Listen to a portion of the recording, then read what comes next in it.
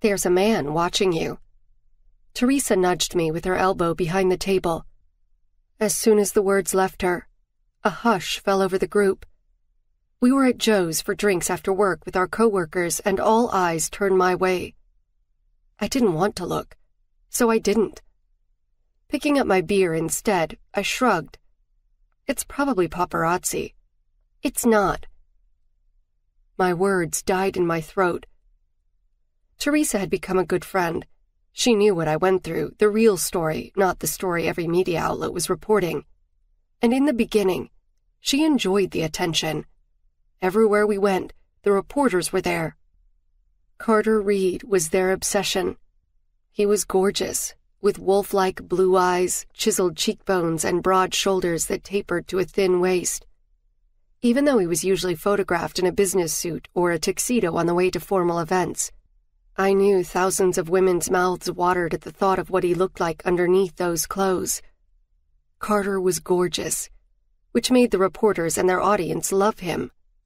But what really made them salivate for any shred of information about him was his association with the Mauricio family. In addition to being gorgeous, Carter was dangerous.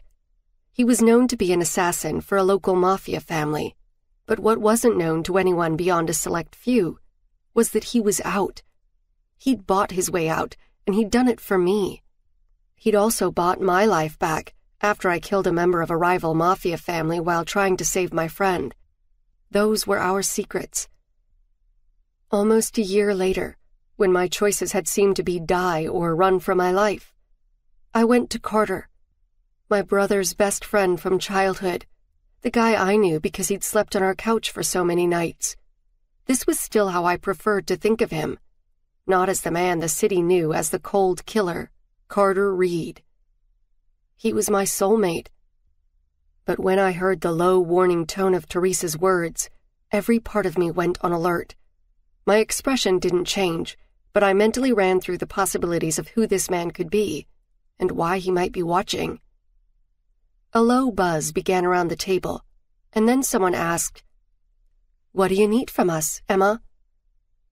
I looked toward the voice, confused. It was a secretary for one of the senior officers from the Richmond.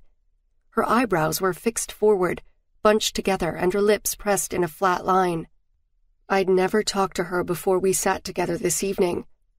6 months ago, I would not have gotten this reception. People would have gossiped and judged. But now, as I surveyed the rest of the table, it seemed they wanted to help. Then I felt a presence at my elbow and looked up.